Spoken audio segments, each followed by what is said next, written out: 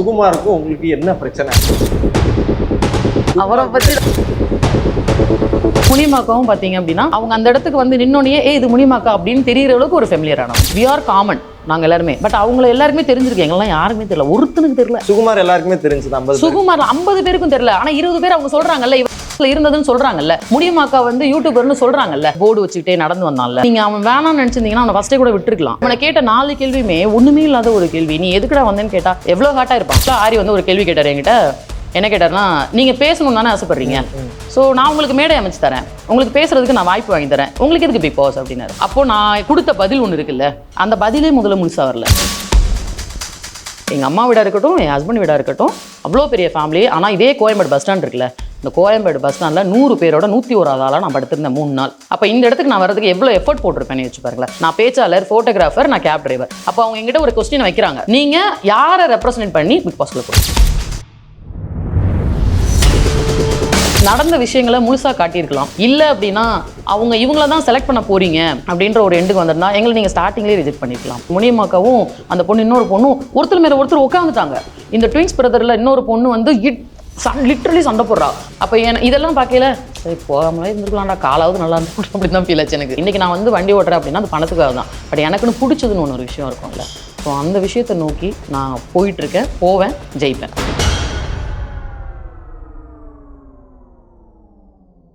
SVTV நேயர்கள் எல்லாருக்கும் ஒரு பெரிய வணக்கம். இன்னைக்கு நம்ம கூட ஒரு சூப்பரான contestant, big boss the common மேன்ல இருந்து சூப்பரான கண்டஸ்டன்ட் நினைஞ்சிருக்காங்க. அவங்க வெல்கம் பண்ணிடலாம். காமாட்சி அக்கா ஹியர். காமாட்சி, மீனாட்சி, வணக்கம். வணக்கம். வணக்கம். எப்படி இருக்கீங்க? நல்லா இருக்கேன், நீங்க எப்படி இருக்கீங்க? நான் சேருக்காக சண்டை போடலான்னு இருக்கிறேன். உங்கள்கிட்ட சேருக்கு வச்சு சண்டை போட்டு அப்படி போட்டுதாயா ஒரு காலில் அடிபட்டு அனுப்பிச்சு விட்டாங்க, இன்னொரு காலையும் அடிபட்டு அனுப்பிச்சு விட்டுறது வேண்டாம். ஆனா எனக்கு என்ன கஷ்டமா இருந்ததுன்னா, சேருக்கு சண்டை போட்டி ஒரு போன் அடிச்சிருந்தா நானே ஒரு நல்ல 2000 ரூபாய்க்கு ஒரு நல்ல சேர் வாங்கி என்கிட்ட கொடுத்துருந்தாங்கன்னா 200 முறை ஒரு சேரை வாங்கி போட்டா தனியா உட்காந்து இருந்திருப்பேன். ஓகே, சண்டை போட விட்டு அது எதுக்கு போட விட்டாங்கன்னே தெரியல. காலை ஒடிச்சு விட்டு அனுப்பிச்சு விட்டாங்க, புண்ணியமா போகும். பரவாயில்லையா காலு? இப்போ பரவாயில்ல, நல்லா தானே இருக்கு, நடக்க முடியுது. ஸ்லிப்பர்ஸ் தான் போட முடியல. காமன் மேன் அப்படின்ற ஷோக்குள்ள ஃபர்ஸ்ட் கால் வந்ததுக்கு அப்புறம் என்ன ஃபீல் பண்ணீங்க? போலாமா வேணாமான்னு யோசிச்சிங்க? போலாமா வேணாமான்லாம் யோசிக்கல. பிகாஸ் நம்ம அதுக்கு தானே அப்ளையே பண்ணணும், போகணுன்றதுக்கு தான் நான் அப்ளை பண்ணோம். கால் வரையில் அப்படியே எப்படி சொல்கிறது, அப்பா சூப்பர்ரா அப்படின்னு அப்படியே வானத்தில் மிதக்கிற மாதிரி ஒரு ஃபீல் வரும். அந்த மாதிரி ஒரு ஃபீல்லாம் வந்தது. அழுவு விட்டு அனுப்பிச்சு விட்டாங்க. ஓகே, சரி. இது வந்து இந்த கேள்வி கேட்கணும்னு ஆசைப்பட்டேன். பட் நீங்கள் வந்து என்னை சதற விடுவீங்க இந்த கேள்வியில் அப்படின்ற ஒரு கேள்வியை வந்து எடுத்து வைக்கிறேன். நான் இது வந்து பயாஸ்டாக இந்த கேள்வி கேட்கல, பட் தெரியும் அந்த கேள்வி நான் என்ன கேட்க போகிறேன் அப்படின்னு சொல்லிட்டு. என் நண்பன் சுகுமாருக்கும் உங்களுக்கு என்ன பிரச்சனை? அவரை பற்றி சுகுமாரை பற்றி நான் பேசவே இல்லையா? ஆக்சுவலாக என்னன்னா, நாங்கள் வந்து சுகுமாராக இருக்கட்டும், முனிமாக்கா இருக்கட்டும், யாரையுமே வந்து டீஃபேம் பண்ணணும், இவங்க வந்து இதுக்கு தகுதி இல்லை அப்படின்லாம் எந்த இடத்துலையும். ஏன்னா ஒவ்வொருத்தருக்கும் ஒவ்வொரு குவாலிட்டி இருக்கும், ஒவ்வொருத்தருக்கும் ஒவ்வொரு திறமை இருக்கும். ஓகேவா? ஸோ எங்களுக்கு என்ன ஃபீல் ஆச்சு அப்படின்னா, சுகுமார் வந்து இருக்கார் அப்படின்னா ஒரு அறியப்பட்ட நபர், ஒரு சிலரால் அறியப்பட்ட, ஒரு பல லட்சம் மனிதர்களால், பல லட்சம் மக்களால் அறியப்பட்ட ஒரு நபர். அதே மாதிரி முனிமாக்காவும் பார்த்தீங்க அப்படின்னா ஒரு 2.5 லட்சம் ஒரு சப்ஸ்கிரைபர் வச்சு ஒரு யூடியூப் சேனல் பண்ணிட்டு இருக்காங்க. அவங்க அந்த இடத்துக்கு வந்து நின்னோடனே இது முனிமாக்கா அப்படின்னு தெரிகிற அளவுக்கு ஒரு ஃபெமிலியரானவங்க. எங்களுக்கு என்ன ஃபீல் ஆச்சுன்னா, வி ஆர் காமன் நாங்கள் எல்லாருமே. பட் அவங்கள எல்லாருமே தெரிஞ்சிருக்கு, எங்கெல்லாம் யாருமே தெரியல, ஒருத்தனுக்கு தெரியல. ஓகேவா? இப்போ எனக்கு என்ன கேள்வினா, ஃபாலோவர்ஸ் வச்சிருந்தா அவங்க காமன் மேன் கிடையாதுன்றது வரல. அதாவது லாஸ்ட் சீசன் நீங்கள் பார்த்துருப்பீங்கல்ல, அந்த லாஸ்ட் சீசனாக இருக்கட்டும், FJ வந்ததாக இருக்கட்டும், அதுக்கு முன்னாடி தாமரை அக்காலாம் வந்தாங்களே. இப்போ நான் வந்து ஒரு நேர்கோட்டில் தாமரை அக்காவையும் முனியம்மாக்காவையும் வச்சு பார்க்குறேன். ஓகேவா? தாமரை அக்காவை யாருக்கு தெரியும்? எத்தனை பேருக்கு தெரியும்? நீங்கள் சொல்லுங்கள். ஓகேவா? ஆனால் தாமரை அக்கா உள்ளே வந்ததுக்கு அப்புறம் தான் ஓகே, தாமரை அக்கா வந்து ஒரு மேடை நாடக நடிகர், அவங்க வந்து அவங்க வாழ்க்கையில் இவ்வளோ கஷ்டப்பட்டு தான் முன்னேறி வந்திருக்காங்க. ஸோ அவங்களுக்கு ஒரு மேடையாக இந்த விஜய் டிவி அதை அமைச்சு கொடுத்துருக்கு, அவங்க அதை அதுக்கப்புறம் யூட்டிலைஸ் பண்ணிக்கிட்டாங்க. இது எல்லாமே இருந்து அப்போது அந்த மாதிரி ஒரு செலிப்ரிட்டி இதில் வந்து முனியம்மாக்கா இவங்கெல்லாம் சுகுமாரெல்லாம் போயிருக்கலாம், ஒரு காமன் மேனுக்குள்ளே வந்திருக்க வேண்டாம். மற்றபடி அவங்களுக்கு வந்து இவங்க ஏன் வந்தாங்க அப்படின்ற கேள்வியவே எந்த இடத்துலையும் நான் வைக்கல. சுகுமார் சொல்றீங்க. எனக்கு என்ன கேள்வினா, நீங்க சண்டை போட்டீங்களா ஒருத்தவங்க கூட வந்தா சேர் டாஸ்க்ல சண்டை போட்டீங்களா? மாயா அவங்க இன்ஃப்ளூயன்சர் கிடையாது, அவங்கள வந்து மக்களால் அறியப்பட நபர் அவங்க கிடையாது. அவங்க அவார்ட் மிஸ் இந்தியாவா ஏதோ சம்திங், அவங்களும் பப்ளிக் அவங்களும் ஒரு பப்ளிக் டொமைனா தான் இருந்திருக்காங்க. ஆனா இதுல என்னன்னா பப்ளிக் டொமைன் அப்படின்றத விட இப்ப நாங்க ஒரு 50 பேர் உள்ள நின்னோம்ல. இப்ப 100ல ஒரு காலையில ஒரு செட் ஆஃப் பீப்புள் ஒரு 100, அப்புறம் செகண்ட் பேட்ச்னு ஒரு 100 எல்லாம் போனோம். அதுக்கப்புறம் ஃபில்டர் ஆகி ஒரு 50 பேர் நின்னோம்ல ஒரு இடத்துல. அந்த 50 பேர்ல அதிகமா அறியப்பட்ட நபர்னு ஒரு இடத்துல தூக்கி வைப்போம்ல. ஓகே, அந்த இடத்துல மாயா தெரியல. இப்போ நீங்க வந்து இதை நீங்க ஃபர்ஸ்ட் என்கிட்ட சொல்லல. இப்போ நீங்க வந்து என்ன சொன்னீங்க, பப்ளிக் எல்லாருக்குமே அவங்கள தெரிஞ்சவங்கள ஏன் வந்து big boss the common man ஷோக்குள்ள வரணும், டைரக்டா பிக் பாஸ். அதுதான் சொல்றேன், இந்த 50 பேருக்கு மாயா யாருன்னு மாயா சொன்னாதான் தெரிஞ்சது. சுகுமார் எல்லாருக்குமே தெரிஞ்சது. 50 சுகுமார் 50 பேருக்கும் தெரியல. ஆனா 20 பேர் அவங்க சொல்றாங்கல்ல, இவங்க இருந்ததுன்னு சொல்றாங்கல்ல, முடியமாக்கா வந்து யூடியூபர்னு சொல்றாங்கல்ல.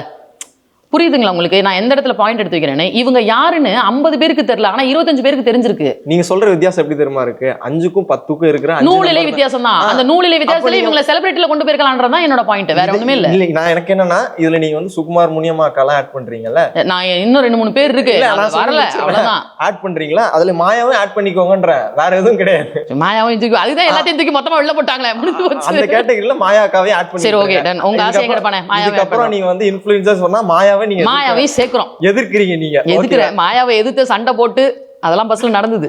Okay super. ஸ்டார்டிங்கே எனக்கு மாயாவுக்கும் சண்டை தான் நடந்தது. பார்த்தோம் நாங்க, சாருக்கா அடிச்சிட்டீங்க. அதுக்கு முன்னாடி பஸ்ல நடந்தது.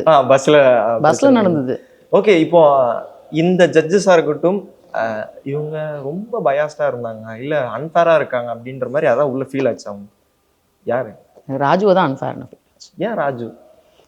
ராஜுனா எந்த இடத்துலையுமே இப்போ நான் பார்த்த வரைக்கும் இன்டர்வியூஸ், ஏன்னா ஒவ்வொருத்தராக செப்பரேட்டாக தான் இன்டர்வியூ எடுத்தாங்க கரெக்டாக. ஸோ யாரும் என்ன இன்டர்வியூ எடுத்தாங்கன்னு யாருக்குமே தெரியாது. இப்போ எங்களுக்குள்ளே பேசிக்கிட்டதுனால உங்கள்கிட்ட இந்த கேள்வி கேட்டாங்களா, உங்கள்கிட்ட இந்த கேள்வி கேட்டாங்களா, நாங்கள் எங்களுக்குள்ளே பேசிக்கிறோம். பட் ஓப்பனப்பாக என்ன நடந்துச்சு அப்படின்னு நம்ம பார்க்கையில் எனக்கு வந்து பயாஸ்டாகவும் ரொம்ப ஒரு ஆட்டிடியூடோட நீ என்ன அப்படின்ற மாதிரி ஒரு கேள்வி வரும்ல. Body language, mannerism, body language எல்லாமே நான் தான் பெரிய இது, நீலாம் என்ன இது அப்படின்ற மாதிரி ஒன்று இருக்கும்ல. ஸோ அதெல்லாம் எனக்கு ரொம்ப கஷ்டமாக இருந்தது. அப்போ அது விளையாட்டு இல்லாமல் அந்த பையன் அந்த போர்டு வச்சுக்கிட்டே நடந்து வந்தான்ல, ஆமாம் தமிழ், அந்த பையனெல்லாம் பார்க்கையில் எப்படி தோணுச்சுன்னா, நீங்கள் அவன் வேணாம்னு நினச்சிருந்தீங்கன்னா அவனை ஃபஸ்ட்டே கூட விட்டுருக்கலாம். ஓகேவா? அவனை கேட்ட 4 கேள்வியுமே ஒன்றுமே இல்லாத ஒரு கேள்வி, நீ எதுக்குடா வந்தேன்னு கேட்டா அவனுக்கும் அதுக்கு கரெக்டாக ஆன்சர் பண்ண தெரியலையா, இல்லை அவன் பண்ணதெல்லாம் கட் பண்ணாங்களா அப்படின்றது நம்மளுக்கு தெரியாது. உண்மையில கரெக்ட். ஓகேவா? ஸோ அந்த மாதிரி ஒரு அவன் சின்ன பையன் எவ்வளோ ஹார்ட்டாக இருப்பான், இவ்வளோ தூரம் அழுதுட்டு தான் வெளியே. அதுதான் சொல்கிறேன், அவன் எவ்வளோ கஷ்டப்பட்டிருப்பான், முட்டி போட்டு நடந்து அவ்வளோ தூரம் வந்திருக்கான். ஸோ அந்த மாதிரிலாம் பண்ணிக்க வேண்டாம். காமாட்சி அக்கா இவ்வளோ தூரம் தைரியமாக வந்து இன்டர்வியூல பிளாஸ்ட் பண்ணுறவங்க ஸ்டேஜில் 1 நிமிஷம் பிளாஸ்ட் பண்ணியிருந்தீங்கன்னா வேற மாதிரி இருக்கும். ஆக்சுவலாக என்னன்னா, எனக்கு வந்து இந்த கேமராஸும் எனக்கு புதுசு கிடையாது, ஒருத்தரோட இன்ட்ராக்ட் பண்ணுறதும் எனக்கு ரொம்ப புதுசெல்லாம் கிடையாது. நான் வந்து கிட்டத்தட்ட ஒரு எப்படி சொல்கிறது, ஒரு 8-9 இயர்ஸாகவே நான் இந்த கேமரா ஃபேஸ் பண்ணிட்டு இருக்கேன். ஃபஸ்ட்டு நான் கேமரா ஃபேஸ் பண்ணல, பயந்துட்டு ஓடி வந்தாலும் நான் இன்னைக்கு எவ்வளோ கேமரா என்னை சுற்றி நின்னாலும் அதுக்கு பயப்படாத ஆள் தான். ஆனால் என்னன்னா, இதுக்கு தான் நான் போகிறேன் அப்படின்னு தெரிஞ்சு போனால் வெல் ப்ரிப்பேர்டாக நம்ம போவோம், என்ன டாபிக் கேட்டாலும் நம்ம பேசலாம் அப்படின்ற மாதிரி போவோம். பட் அந்த இடத்துல நான் போய் நிற்கையில் என்னை பற்றி கேட்டாங்க, நான் என்னை பற்றி சொன்னேன். ஆக்சுவலாக என்னோட எபிசோடு வந்து ஓகேவா, அந்த எபிசோடில் ஆக்சுவலாக ஆரி வந்து ஒரு கேள்வி கேட்டார் என்கிட்ட. என்ன கேட்டார்னா, நீங்கள் பேசணும்னு தானே ஆசைப்படுறீங்க, ஸோ நான் உங்களுக்கு மேடை அமைச்சு தரேன், உங்களுக்கு பேசுறதுக்கு நான் வாய்ப்பு வாங்கி தரேன், உங்களுக்கு எதுக்கு பிக் பாஸ் அப்படின்னாரு. அப்போது நான் கொடுத்த பதில் ஒன்று இருக்குல்ல, அந்த பதிலே முதல்ல முழுசாக வரல. என்னோட கன்சர்னே அதுவாக தான் இருந்தது. நீ அந்த பதில முழுசாக போட்டிருக்கணும்ல. நான் எதுக்கு அந்த இடத்துல உள்ள வரேன்னு சொன்னேன்னா, நான் ஒரு சிங்கிள் மதராக நான் இருக்கிறேன் அப்படின்றத தாண்டி நான் கடந்து வந்த பாதைன்னு ஒன்று, எல்லா சிங்கிள் மதருக்கும் ஒரு கடந்து வந்த பாதைன்னு ஒன்று இருக்கும், எல்லா மனுஷங்களுக்குமே அது இருக்கும். சிங்கிள் மதர் அப்படின்னு எடுக்கையில் அது பெருசாக இருக்கும், ரொம்ப லாங்காக இருக்கும். பட் நான் பட்டதெல்லாம் இன்னைக்கு லிட்டரலி நான் உங்ககிட்ட இந்த இடத்துல உட்காந்து இன்டர்வியூ கொடுக்குற நிலைமைக்கு நான் உட்காந்துருக்கேன். ஆனால் இதே சென்னைக்குள்ள நான் வரும்போது பாக்கெட்டில் வரும் 10 ரூபா. ஓகேவா? என்னோட ஃபேமிலி பெரிய ஃபேமிலி, எங்கள் அம்மா வீடாக இருக்கட்டும், என் ஹஸ்பண்ட் வீடாக இருக்கட்டும், அவ்வளோ பெரிய ஃபேமிலி. ஆனால் இதே கோயம்பேடு பஸ் ஸ்டாண்ட் இருக்குல்ல, இந்த கோயம்பேடு பஸ் ஸ்டாண்டில் 100 பேரோட 101 ஆளாக நான் படுத்திருந்தேன் 3 நாள். நீங்கள் யோசிச்சு பாருங்களேன். அப்போ இந்த இடத்துக்கு நான் வரதுக்கு எவ்வளோ எஃபர்ட் போட்டிருப்பேன்னு யோசிச்சு பாருங்களேன். அப்போது என்ன மாதிரி இருக்கக்கூடிய பெண்கள், இன்றைக்கி நான் ஒரு கேப் டிரைவர், நான் அத்தனை பேரை ஃபேஸ் பண்ணுறேன், அவ்வளோ பிரச்சனையை ஃபேஸ் பண்ணுறேன். அப்போது என்ன மாதிரி இருக்கக்கூடிய பெண்களை ரெப்ரசன்ட் பண்ணி தான் நான் அந்த இடத்துக்குள்ளே போகிறேன். என்கிட்ட கேட்குறாங்க, நான் பேச்சாளர், ஃபோட்டோகிராஃபர், நான் கேப் டிரைவர். அப்போ அவங்க என்கிட்ட ஒரு கொஸ்டின் வைக்கிறாங்க, நீங்கள் யாரை ரெப்ரசன்ட் பண்ணி பிக் பாஸ்க்குள்ளே போகிறீங்க? அப்போது நான் ஆப்வியஸ்லி நான் டிரைவரை தான் போவேன். ஏன்னா உனக்கு எதுவுமே உனக்கு வாய்ப்பே இல்லைனா, நான் ஒருத்தி வந்திருக்கேன், என்ன மாதிரி நீங்கள் எல்லாரும் வரலான்னு சொல்கிறதுக்கு தான் நான் போகிறேன்றேன். இப்போ இதெல்லாம் கட் பண்ணிட்டாங்க, இதெல்லாம் கட் பண்ணிட்டாங்க. அவங்க எந்த இடத்துல என்ன மாடல் கொடுத்தாங்கன்னா, எனக்கு பேச பிடிக்கும், நான் பேசிக்கிட்டே இருப்பேன், எனக்கு சாப்பாடு தண்ணி கூட இல்லாமல் என்னை பேச சொன்னால் பிடிக்கும்னா அதுக்காக நான் உங்ககிட்ட லூஸ் தனமாக பேசிகிட்டே இருப்பேன்றது அர்த்தம் கிடையாது. புரியுதுங்களா? நீங்கள் எனக்கு ஒரு டாபிக் கொடுத்தீங்கன்னா அது ரிலேட்டடாக என்னால் உண்மையான ஒரு கதையே சொல்ல முடியும். அக்கா இதை பற்றி சொல்லுங்களேன் அப்படின்னா நான் அதை ஒரு கதையெல்லாம் கிரியேட் பண்ண வேண்டியதில்லை. எனக்கு அது நடந்திருக்கும். பிகாஸ் நான் ஒரு நாளைக்கு ஒரு 10 பேர் 15 பேர் லிட்ரலி வேறு விதமான மனிதர்களை சந்திக்கிறேன். அவங்கள்ட்ட இருந்து வரக்கூடிய கதைகள்லாம் டிஃப்ரெண்ட் ஸ்டோரிஸாக இருக்கும். நீங்கள் ஒரு டாபிக் சொல்லல, நான் அதுக்கு ஒரு கதை சொல்கிறேன்னா அது உண்மை கதையாக தான் இருக்கும். அந்த அளவுக்கு எங்கிட்ட ஸ்டஃப் இருக்குது. புரியுதுங்களா? அப்போ அவங்க என்ன ப்ரொஜெக்ட் பண்ணிட்டாங்கன்னா, நான் பேசிக்கிட்டே இருப்பேன். இன்னைக்கு நான் அதை பற்றி ஒரு ட்ரோல் ஒரு தம்பி போட்டு இதை பார்க்குறேன், அக்கா நீ பேசிக்கிட்டே இருந்தீங்கன்னா எப்படிக்கா நாங்கள் கேட்டுக்கிட்டே இருக்கணுமாக்கா அப்படின்ற மாதிரி ட்ரோல் பண்ணியிருந்தான். ஓகேவா? அதை நான் எப்படி பார்க்குறேன்னா, இந்த மாதிரி ட்ரோல் பண்ணிட்டாங்கன்னு சொல்ல வரேன். பேசிக்கிட்டே இருப்பேன்னா பேசிக்கிட்டே இருப்பேன்றது அர்த்தம் கிடையாது. என்னால் நீங்கள் என்னோட 1 hour பேசினீங்கன்னா உங்களை என்னால் சிரிக்க வைக்க முடியும். சார் இந்த அக்கா எப்படி பேசுகிறாங்க பாரு அப்படின்னு சிந்திக்க வைக்க முடியும். லாஸ்ட்டாக எங்கள் கதையை சொல்லி முடிச்சோன்னா நம்ம 2 பேரும் அழுதுகிட்டே வெளில போவோம். அந்த அளவுக்கு இருக்குல்ல. ஸோ இந்த இடத்துல நடந்த விஷயங்களை முழுசாக காட்டியிருக்கலாம்.